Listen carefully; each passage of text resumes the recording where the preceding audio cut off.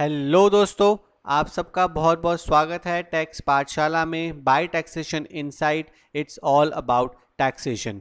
सो दोस्तों, आज के इस वीडियो में हम डिस्कस करेंगे एक recent press release by ministry of finance with respect to revising of returns forms to enable the taxpayers to enable the benefits of timeline extension due to COVID-19। सो दोस्तों, मैं आपको इस प्रेस रिलीज का एक background दे देता हूँ। जैसा कि दोस्तों आप जानते हो कि गवर्नमेंट ने ड्यू टू कोविड-19 के चलते जो है बहुत सारी टाइमलाइंस को जो है एक्सटेंड कर दिया है। फॉर एग्जांपल, अगर आपने कोई भी इन्वेस्टमेंट करी है इन सेक्शन 80C 80D, तो नॉर्मली फाइनेंशियल ईयर 1920 के लिए वो आपको सारी इन्वेस्टमेंट कब तक करनी थी? 31 मार्च 2020 तक। बट गवर्नमेंट ने उस टाइमलाइन को एक्सटेंड करके 30 जून 2020 कर दिया है। सो इस बेनिफिट को क्लेम करने के लिए जो है गवर्नमेंट ने ये नोटिफिकेशन जारी किया है कि जितनी भी रिटर्न्स है फॉर फाइनेंशियल ईयर 1920 वो बाय एंड ऑफ द मे 31 2020 जितने भी रिवाइज रिटर्न्स हैं वो सारे जो है अवेलेबल होंगे। क्योंकि जैसा कि आप देख सकते हैं कि जो एक्सटेंडेड टाइमलाइंस है वो नेक्स्ट फाइनेंशियल ईयर में फॉल कर रहे हैं, तो उसके बेनिफिट को क्लेम करने के लिए जो है रिटर्न को रिवाइज करना ज़रूरी है। इसलिए गवर्नमेंट ने नोटिफिकेशन जारी किया है कि 31 मई 2020 तक जितने भी रिवाइज रिटर्न्स हैं वो सारे जो है अवेलेबल होंगे and to the taxpayer to enable them to file the return for financial year 1920। So दोस्तों, आइए साथ में इस नोटिफिकेशन को क्विकली गो थ्रू करते हैं कि इस नोटिफिकेशन में बेसिकली है क्या। In order to enable income taxpayers to avail full benefit of the various timeline extension granted by Government of India due to COVID-19 pandemic situation, the CBDT is revising the return forms for financial year 1920, assessment year 2021, which shall be notified by the end of this month.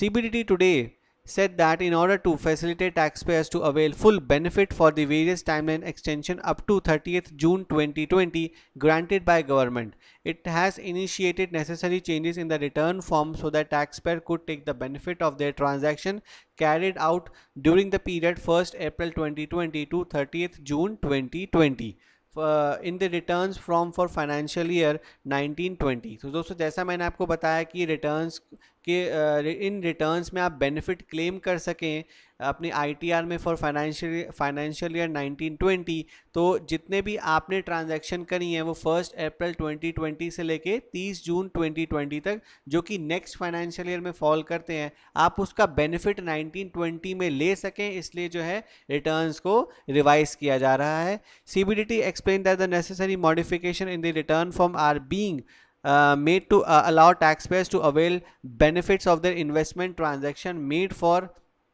the April to June 2020 period. Once the revised forms are notified, it will further necessitate the consequential changes in the software and returns filing utility. तो दोस्तों, return filing utility जो software है उसमें necessary changes करने पड़ेंगे in order to avail the benefit for the investments made during the period from April to June 2020। Hence, the return filing utility, after incorporating necessary changes, shall be made available by 31st March 2020 to avail the benefit of financial year 1920। तो दोस्तों, 31 May 2020 तक जो है वो सारे जो भी changes है वो इनकॉर्पोरेट कर दिए जाएंगे रिटर्न्स यूटिलिटी सॉफ्टवेयर में, और वो अवेलेबल होंगे for filing the return for the financial year 1920।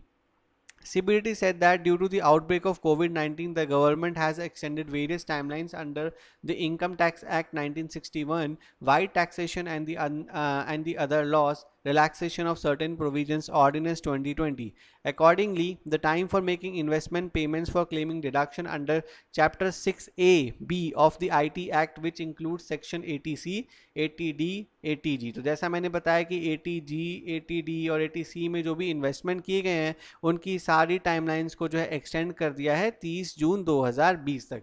Also the dates for investment, construction, purchase of claiming roll over benefit in respect of capital gain under section 54 to 54GB also extended to 30 जून 2020। तो 54 से लेकर section 54G तक जितनी भी investment आप capital gain में करते हैं उसके बेनिफिट को भी 31 मार्च से एक्सटेंड करके 30 जून 2020 कर दिया गया है।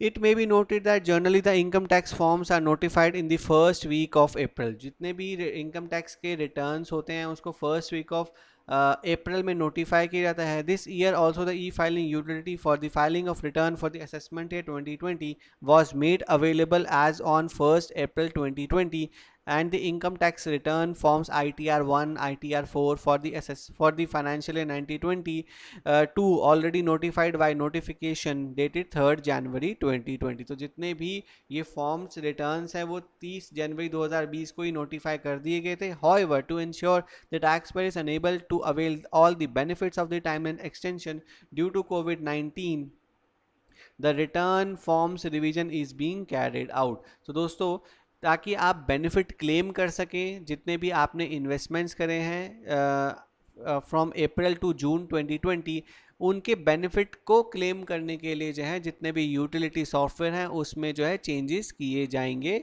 और once the changes is being done it will be available by the end of 31 May 2020। तो दोस्तों, ये था एक छोटा सा नोटिफिकेशन।